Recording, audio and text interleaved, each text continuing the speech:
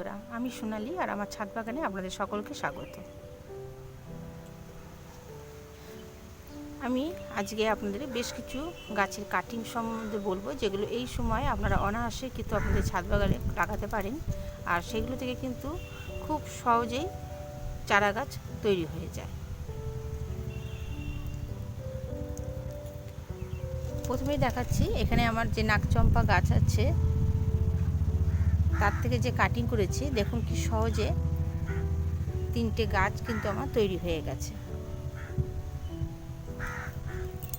এখানে দেখতে পাচ্ছেন আমার একটা বড় ধরনের নাকচম্পা গাছ, তাতে কিন্তু ফুলে ভরা। আর আরেকটা গাছ আছে, সেটার থেকে আমি ডাল কাটিং করেছিলাম, সেটাকে নতুন করে রিপোর্টিং করার পর ডাল কাটিং করে আমি এই টবটার মধ্যে লাগিয়ে দিয়েছিলাম।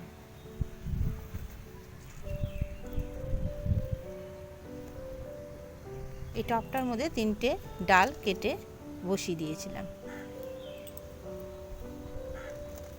দেখুন সেই 3টে ডাল কিন্তু খুব শীঘ্রই 1 মাসের মধ্যেই কত সুন্দর কচি কচি পাতায় ভরে গেছে।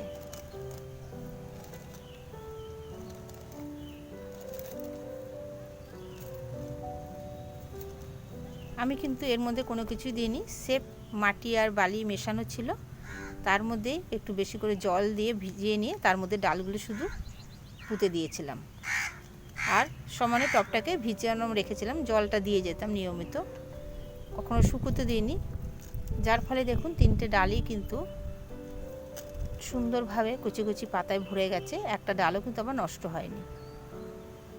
এবার এগুলোকে তুলে তুলে অন্যান্য টবে আমি রিপোর্টিং করব আস্তে আস্তে।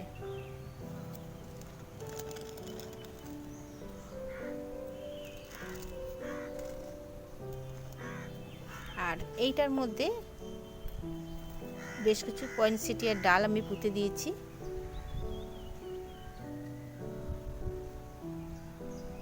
কারণ শীতের শেষে যখন পাতাগুলো আবার সবুজ বর্ণ হচ্ছিল, তখন আমি সেই সব পয়েনসেটিয়ার ডালগুলো কাটিং করেছিলাম। সেই ডালগুলো ফেলে না দিয়ে আমি এই ছোট প্লাস্টিকের একটা জায়গার মধ্যে সেই ডালগুলো আমি বসিয়ে দিয়েছিলাম। সেগুলো থেকেও দেখুন নতুন নতুন গাছ কিন্তু আমার তৈরি হয়ে গেছে। দেখতেই পাচ্ছেন ছোট ছোট কচি কচি পাতা বেরিয়ে এসেছে। অনায়াসে কিন্তু বন্ধুরা এই সব গাছগুলো যখন কাটিং করবেন ফেলে না দিয়ে এরকম যদি যে কোনো জায়গায় একটু বসিয়ে দেন আর নিয়মিত জলটা দিতে থাকেন, তাতে কিন্তু অনায়াসে আপনারা আরও কয়েকটা গাছ তৈরি করে ফেলতে পারবেন।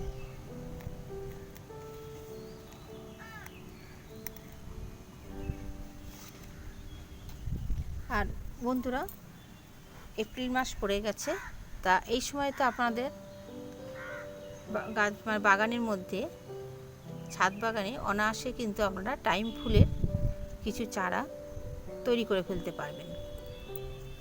এই সময় নানা রকম কালারের টাইম ফুল পাওয়া যায়, তা আমাদের সবার ছাদ বাগানে কম বেশি কিছু টাইম ফুল গাছ থাকে, যেগুলো গরমকালে আবার একটু জল পেলেই বেড়ে ওঠে।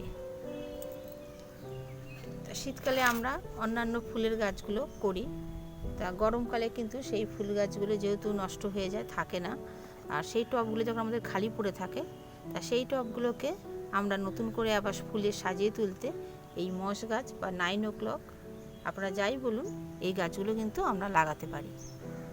আর এর কাটিং লাগানো খুবই সহজ। আমি এখানে একটা বড় গামলা আছে, আমি এখানে কিছু গাছ টাইম ফুলের ডাল লাগিয়ে দিয়েছিলাম, সেটাই আস্তে আস্তে বেড়ে উঠছে। আর এই গাছের কাটিং লাগানো কিন্তু অতি সহজ। আমি এখানে একটা ছোট্ট টব নিয়েছি, এই টবটার মধ্যে আমি আজকে এই গাছের কাটিং লাগাবো। তা প্রথমেই টবটাকে কিন্তু আমি আগে জলে ভিজিয়ে নেব।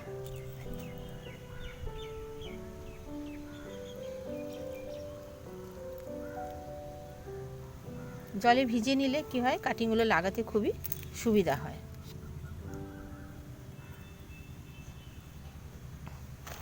এখান থেকে ডগার থেকে বেশ কিছু আমি ডাল এরমভাবে ছোটো ছোটো টুকরো করে কেটে নেব। ডাল কাটলে যেমন আবার আপনারা অন্য একটা টবে নতুন করে বসাতে পারবেন। আবার এই ডালগুলো ছাঁটার পরে কি হয়, এখান থেকে আবার দুটো করে ডাল বেরিয়ে আসে, তাতে আরও বেশি ভরাট হয়ে যায়।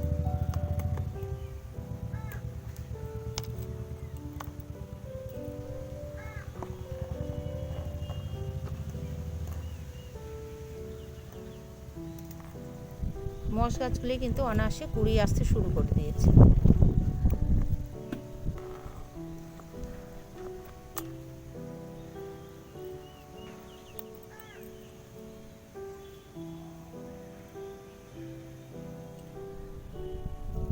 নিচের দিকে কয়েকটা পাতা এরমভাবে রিমুভ করে দিয়ে এগুলো অনায়াসে আপনারা যে কোনো টবে এইভাবে একটু পুঁতে দেবেন।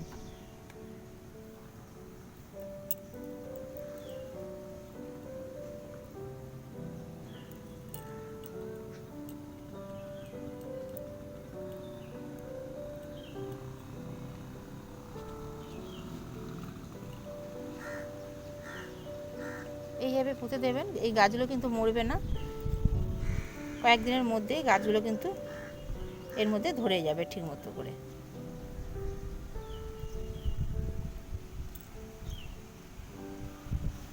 আর আস্তে আস্তে এর থেকে আরও নতুন ডালপালা বেরিয়ে এই টবটা কিন্তু পুরোপুরি ভরাট হয়ে যাবে। এগুলো দিয়ে আপনারা কিন্তু হ্যাঙ্গিং পটও তৈরি করে ফেলতে পারবেন। হ্যাঙ্গিং কিন্তু দেখতে খুবই সুন্দর লাগে।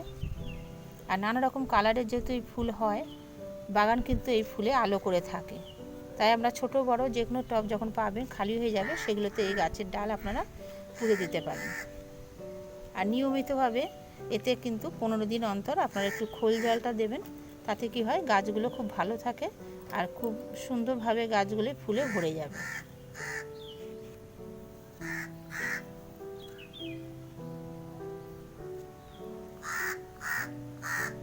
তো বন্ধুরা, আজকে এই পর্যন্তই। আবার দেখা হবে আবার নেক্সট কোনো ভিডিওতে। তো লাস্টে যেটা বলার, যারা এখনও আমার চ্যানেলটিকে সাবস্ক্রাইব করে নেননি, অবশ্যই চ্যানেলটিকে সাবস্ক্রাইব করে নেবেন। আর লাইক শেয়ার করতে কিন্তু বন্ধুরা ভুলবেন না। ধন্যবাদ।